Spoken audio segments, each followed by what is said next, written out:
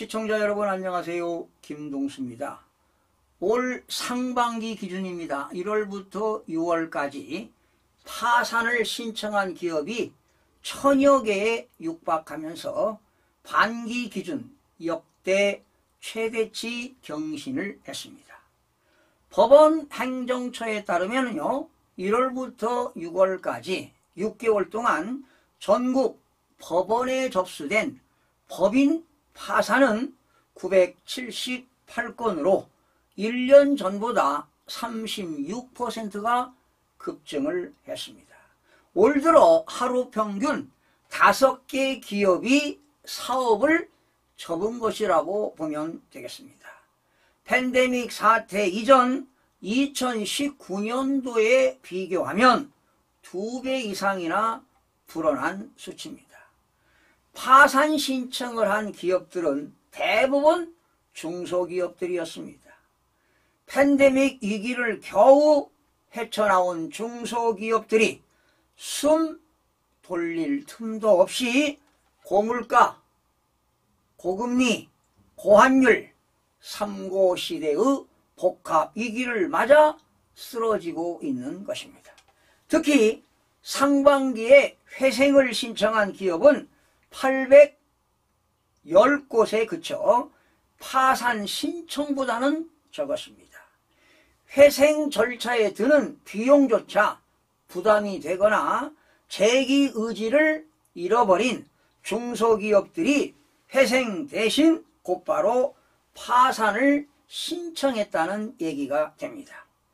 제조업부터 건설업, 서비스업, 벤처 스타트업까지 업종을 가리지 않고 도산기업이 늘고 있어 우려를 더합니다. 국내 최초로 민간 공유자전거 서비스를 선보이며 주목받았던 한 스타트업은 수년째 적자에 허덕이다가 올 5월에 파산을 했습니다.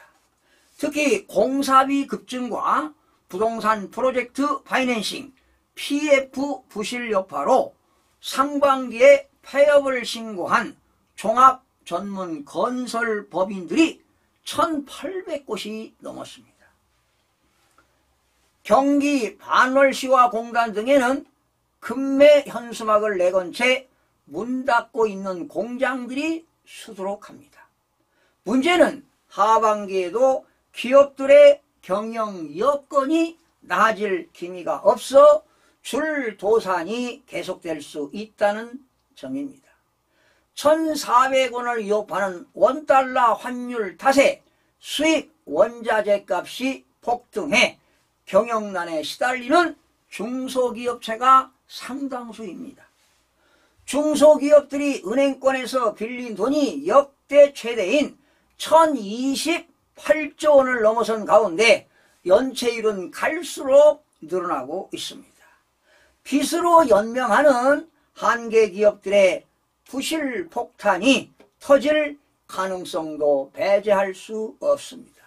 여러분들도 아시다시피 한계 기업은 3년 동안 벌어들인 영업이익을 가지고 이자 비용 충당이 되지 않는 기업이 바로 한계 기업인데, 상장법인 코스닥 법인들 중에서도 10곳 중에 4곳이 바로 한계 기업에 봉착하고 있습니다.